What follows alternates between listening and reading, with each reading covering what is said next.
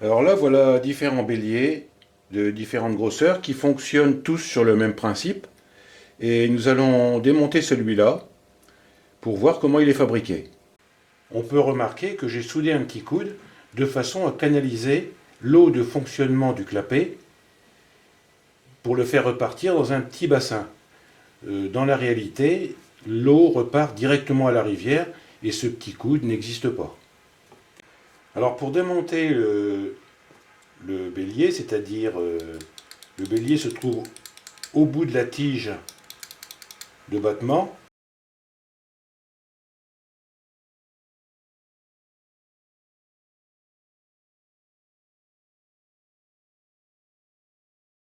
Je vais démonter le contrepoids qui tient avec deux écrous fermement serrés puisqu'il ne faut pas que ça batte. Et je vais avoir les deux écrous de réglage de la course à démonter. Auparavant, je vais reprendre la mesure qui existe pour la course. Alors j'ai retiré le raccord qui était adapté ici et qui me permet d'adapter donc le bélier sur le corps de pompe. J'ai retiré les masses additionnelles avec les deux écrous de blocage et mes deux écrous pour bloquer la course de la tige. Je peux maintenant avoir accès à la tige et au clapet du bélier. Alors maintenant que la tige est démontée, on peut bien observer le siège du corps du bélier, là où vient frapper la rondelle pour donner le coup de bélier.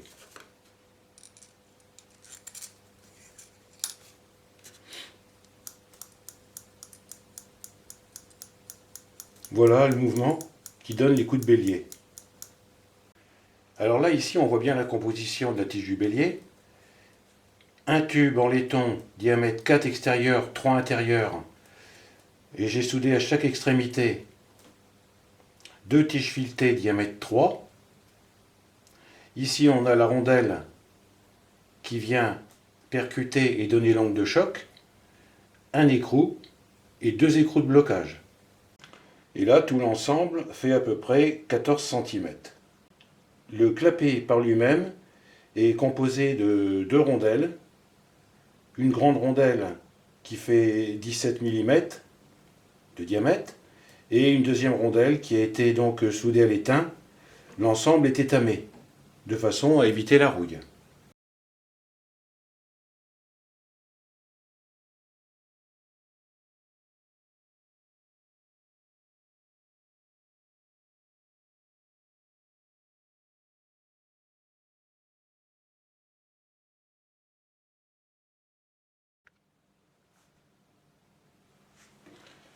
Alors là, on voit bien que l'ensemble du clapet est très léger. Ici, ce sont des petites rondelles.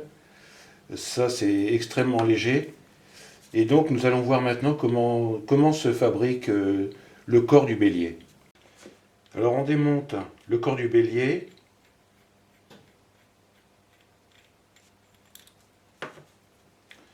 Ici, un manchon. Et la tige qui maintient le va-et-vient de la tige du clapet. Alors voilà le siège du clapet qui est réalisé à partir de deux raccords.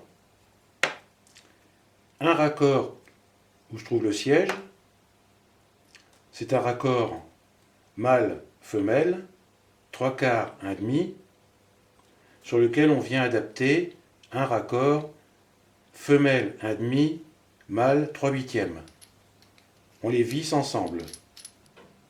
Alors on remarque que ça a été soudé à l'étain et percé, de façon à laisser partir les effluents du fonctionnement du bélier. Donc une fois que c'est soudé, on perce, donc on s'arrange pour le mettre à peu près droit, et on perce à ce niveau-là de façon à créer une ouverture de part et d'autre. Moi ici il est petit, donc j'ai fait qu'une ouverture. Alors là voilà le guide de la tige de battement du bélier qui est composé d'un raccord ça s'appelle une souche, filetée en 3/8. De l'autre côté, c'est à souder. Donc, j'ai inséré à l'intérieur un tube de 10, diamètre intérieur 8, dans lequel j'ai réinséré un tube de 8, diamètre intérieur 6, dans lequel j'ai inséré mon tube de 6 en laiton, dans lequel la tige vient battre.